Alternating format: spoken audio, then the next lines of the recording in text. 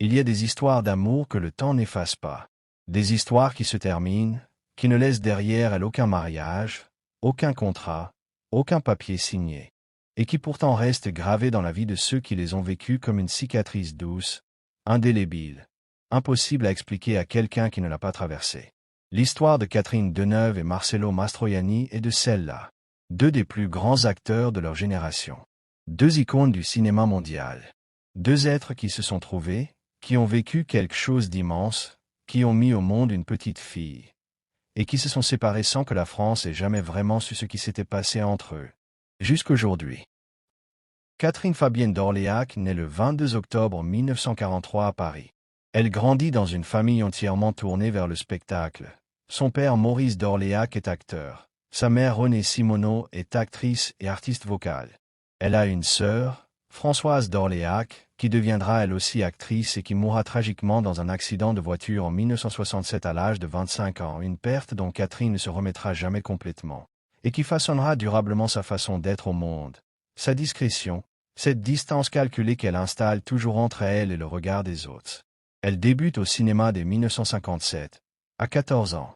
Mais c'est en 1964 que tout bascule, avec les parapluies de Cherbourg de Jacques Demy. Elle a 20 ans. Elle chante, elle pleure, elle aime avec une intensité qui traverse l'écran et atteint le spectateur directement dans la poitrine. Le film remporte la Palme d'Or à Cannes. Catherine Deneuve devient une star. Pas progressivement, d'un seul coup, irréversiblement. Dans les années qui suivent, elle enchaîne les films qui font sa légende. Répulsion de Roman Polanski en 1965. Belle de jour de Louise Buñuel en 1967, peut-être le rôle qui la définira à jamais dans l'imaginaire collectif. Cette femme bourgeoise qui cache sous une façade irréprochable une vie intérieure trouble et désirante. Il y a quelque chose de profondément juste dans ce choix de rôle. Catherine Deneuve a toujours été ça. Une façade lumineuse qui protège quelque chose de beaucoup plus complexe, de beaucoup plus vivant, de beaucoup plus vulnérable. Sa vie privée, dans ces années-là, est déjà marquée par des choix qui ne ressemblent à rien de conventionnel. De 1961 à 1964, elle est la compagne du réalisateur Roger Vadim, qui était auparavant le mari de Brigitte Bardot. Leur fils Christian naît en 1963, hors mariage. En 1965, elle épouse le photographe britannique David Bailey. Une union brève, le divorce intervient en 1972.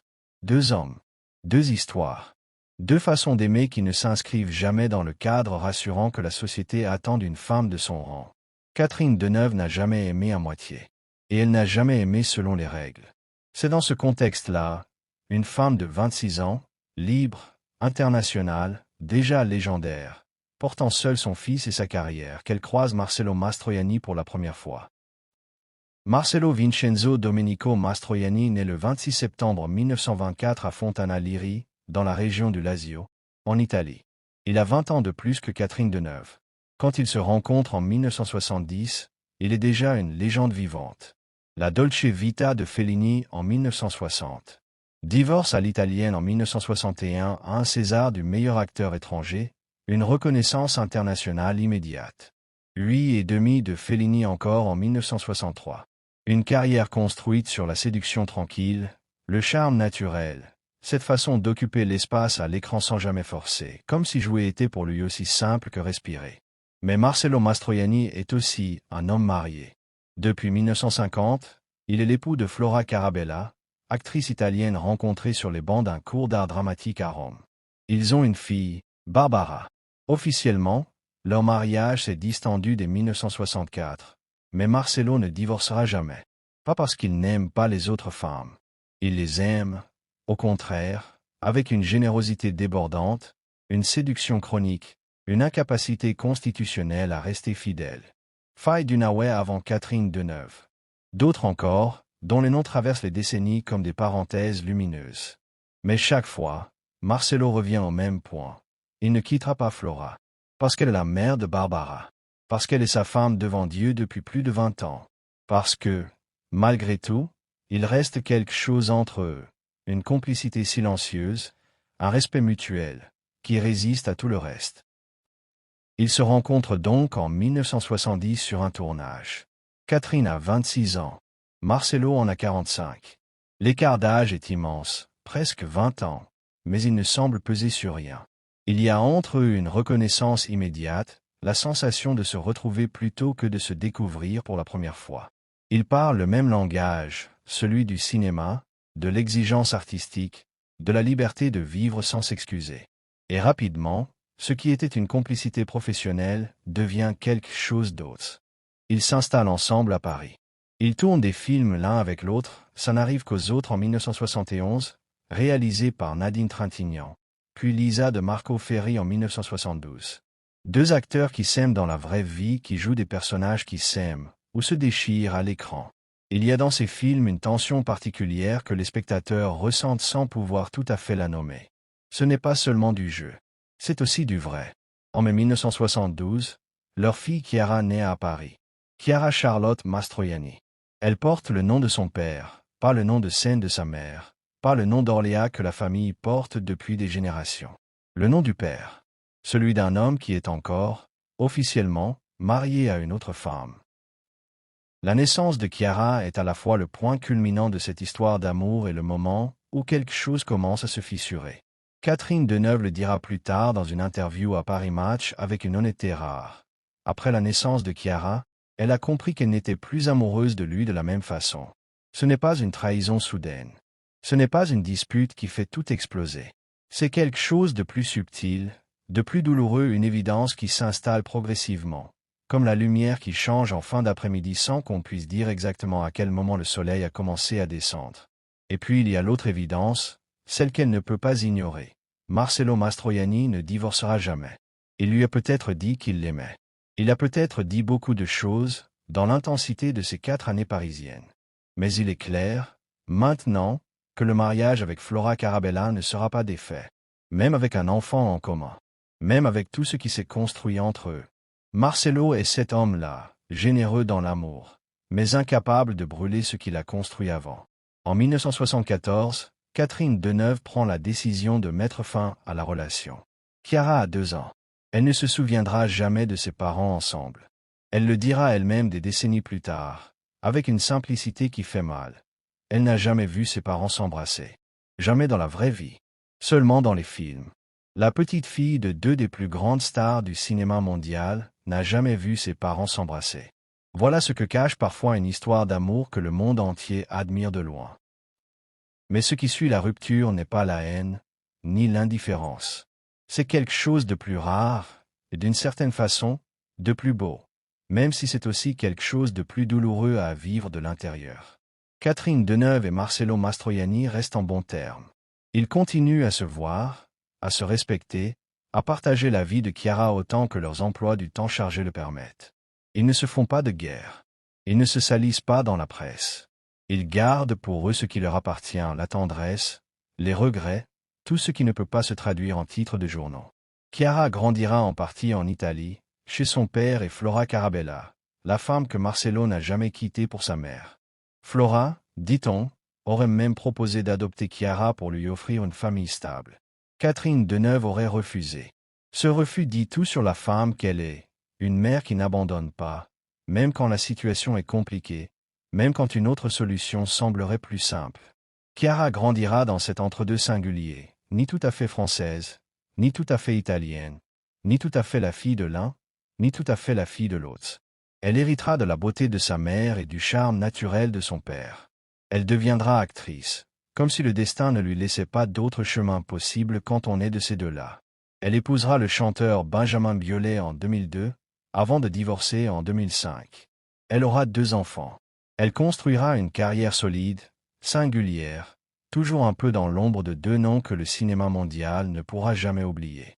Et Catherine Deneuve, elle, continuera sa route. Seule, comme elle a toujours été fondamentalement, cette solitude choisie, organisée, qui n'est pas de la tristesse mais une façon d'être au monde que certaines femmes comprennent mieux que les autres.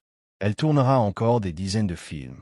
Elle traversera les décennies avec cette grâce particulière que le temps n'abîme pas. Et quelque part, dans le silence de cette vie construite loin des regards, elle portera toujours cette histoire avec Marcello, cet homme qu'il a aimé sans pouvoir lui appartenir entièrement, et qu'elle a choisi de quitter plutôt que de rester à moitié. La vraie histoire de cet amour caché, et ce qu'il a fait de Chiara, de Marcello et de Catherine jusqu'à la mort de Mastroianni en décembre 1996, se poursuit maintenant dans la partie suivante. Il y a des hommes qui restent dans la vie d'une femme longtemps après avoir quitté son quotidien, qui occupent encore une pièce intérieure petite, discrète, rarement ouverte.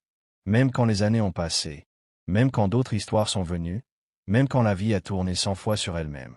Marcello Mastroianni est cet homme-là pour Catherine Deneuve. Ils se sont aimés de 1970 à 1974. Ils se sont séparés sans violence, sans scandale, avec cette élégance froide que Catherine réserve aux choses qui comptent vraiment. Et pourtant, jusqu'à la mort de Marcello en décembre 1996, quelque chose entre eux n'a jamais tout à fait cessé d'exister. Après la rupture de 1974, leur vie diverge. Marcello continue sa carrière internationale. Il tourne avec les plus grands réalisateurs du monde, enchaîne les films en Italie, en France, aux États-Unis. À partir de 1976, il partage sa vie avec Anna Maria Tato, une documentariste italienne, sans jamais divorcer de Flora Carabella. Ce schéma-là, aimer une femme, vivre avec une autre, ne jamais trancher, restera le sien jusqu'au bout. C'est un homme incapable de renoncer, pas par cruauté, mais par une sorte d'incomplétude constitutionnelle. Il a besoin de tout, il prend tout ce qu'on lui donne. Catherine Deneuve, elle, prend une autre direction. Elle ne refait pas sa vie de la même façon. Elle a d'autres relations. Hugh Johnson de 1982 à 1983, Pierre Lescure, directeur de Canal+, de 1984 à 1991. Mais elle ne se remariera jamais. Elle restera cette femme seule que le cinéma aime filmer, toujours présente à l'écran, toujours irréprochable, toujours un peu inaccessible. Comme si la vraie Catherine Deneuve habitait quelque part que les caméras ne peuvent pas atteindre. Ce qui lie encore Marcello et Catherine après la rupture, c'est Chiara. Cette petite fille née de leur amour en mai 1972, qui grandit partagée entre deux mondes, deux pays, deux familles qui ne sont pas vraiment des familles. Ou plutôt, qui sont des familles recomposées avant que ce mot existe vraiment dans le vocabulaire courant. Chiara passe une partie de son enfance en Italie, chez son père et Flora Carabella. Cette situation est d'une complexité émotionnelle que l'on peut à peine imaginer pour un enfant. Être chez l'épouse légitime de son père, la femme que sa mère n'a pas pu remplacer, dans un pays dont elle apprend la langue parce que c'est la seule façon d'être proche de cet homme qu'elle aime et qu'elle ne voit pas assez. Chiara sera bilingue. Elle sera franco-italienne de façon profonde, pas seulement administrative. Et cette identité double, construite sur une enfance en deux endroits, en deux langues, avec deux familles qui ne se parlent pas vraiment, façonnera chez elle une sensibilité particulière, une façon d'observer les liens familiaux avec à la fois de la tendresse et une légère distance, comme quelqu'un qui a appris très tôt que l'amour entre adultes est une chose fragile et compliquée que les enfants paient souvent sans l'avoir choisi. Elle dira plus tard, simplement, qu'elle n'a jamais vu ses parents s'embrasser. Jamais dans la vraie vie. Seulement dans les films. Cette phrase-là dit tout sur ce que c'est que de grandir à l'ombre d'une histoire d'amour que le monde admire mais que vous, enfants, n'avez jamais vraiment connue. Marcello Mastroianni vieillit avec une grâce particulière. Dans les années 1980 et 1990, il est toujours là, présent, actif, tourné vers la vie avec cette légèreté italienne qui lui colle à la peau comme un second costume. Il est récompensé, célébré, aimé du monde entier. Mais sa santé se fragilise progressivement. Le cancer du pancréas est diagnostiqué dans les dernières années de sa vie. Il continue de tourner malgré la maladie, parce que s'arrêter n'est pas dans sa nature, parce que le cinéma est la seule façon qu'il ait jamais trouvé d'exister pleinement. En décembre 1996, à 72 ans, Marcello Mastroianni meurt à Paris. Dans le quartier de Saint-Germain-des-Prés, ce quartier qui est le cœur intellectuel et artistique de la France, ce quartier où il avait aimé Catherine Deneuve 26 ans plus tôt. Il meurt aux côtés d'Anna Maria Tato, sa compagne des 20 dernières années. Flora Carabella, sa femme légitime, est encore en vie. Chiara est là aussi. Et Catherine Deneuve, quelque part dans cette ville qu'ils ont partagée, apprend la nouvelle. Ce qu'elle a ressenti ce jour-là, elle ne l'a jamais dit publiquement. Elle n'est pas de celles qui explicitent les deuils intimes. Mais on peut imaginer que la mort de Marcello a refermé quelque chose, une parenthèse ouverte en 1970, jamais tout à fait fermée, et qui prenait fin maintenant dans un appartement parisien en décembre, sous un ciel d'hiver. Chiara Mastroianni, elle, vivra le deuil de son père différemment. Elle a 24 ans quand il meurt. Elle commence tout juste sa carrière d'actrice, sa première apparition notable est en 1993 aux côtés de sa mère dans Mein Liebste Jarese d'André Téchiné. Une fille qui fait ses débuts avec sa mère, qui porte le nom de son père, qui grandit dans l'ombre de deux légendes sans jamais savoir exactement quelle est sa place dans cette histoire-là. La mort de Marcelo va la hanter pendant des années. Pas de façon spectaculaire, Chiara n'est pas du genre spectaculaire, mais de façon sourde, profonde, persistante. Ce père qu'elle n'a jamais vraiment eu à plein temps, qui était toujours un peu ailleurs, toujours un peu entre deux tournages, entre deux femmes, entre deux pays, et qui maintenant n'est plus accessible du tout, même de loin, même de façon fragmentaire. En 2024, le réalisateur Christophe Honoré lui propose quelque chose d'unique. Un film dans lequel elle jouerait elle-même, mais en se transformant en son père. Dressé comme lui, parlant comme lui, respirant comme lui. Se faisant appeler Marcelo par ceux qui l'entourent. Catherine Deneuve accepte d'y participer, jouer sa propre fille qui joue son propre père. Une mise en abîme qui n'est pas seulement un exercice de style, mais quelque chose de beaucoup plus intime et beaucoup plus douloureux. Marcelo Mio sort en mai 2024 au Festival de Cannes. Les critiques parlent d'un film sur le deuil, sur l'héritage, sur ce que c'est que de vivre dans l'ombre de deux non plus grands que vous. Mais c'est aussi autre chose. C'est une fille qui n'a jamais vu ses parents s'embrasser qui rejoue leur histoire, non pas leur histoire d'amour, mais l'histoire de ce qu'elle a manqué. Et sa mère qui l'aide à le faire, qui accepte de rejouer ce rôle, qui accepte que la caméra capte quelque chose qu'elle a toujours gardé pour elle. C'est peut-être la déclaration d'amour la plus honnête que Catherine Deneuve ait jamais faite. Non pas à Marcelo Mastroianni, mais à leur fille. Il faut s'arrêter un instant sur ce que représente Chiara Mastroianni dans le paysage du cinéma français contemporain. Elle n'est pas simplement la fille de deux légendes, elle est une actrice accomplie dans son propre droit. Elle a reçu le César du meilleur espoir féminin pour ses débuts, elle a joué dans des films qui n'avaient rien à voir avec la gloire de ses parents, elle a construit quelque chose qui lui appartient. Mais le poids des noms ne disparaît jamais vraiment. Dans chaque audition, dans chaque critique, dans chaque article, les mots Mastroianni et Deneuve arrivent avant le sien. Elle vit avec ça depuis qu'elle a l'âge de comprendre ce que ces noms signifient pour le reste du monde.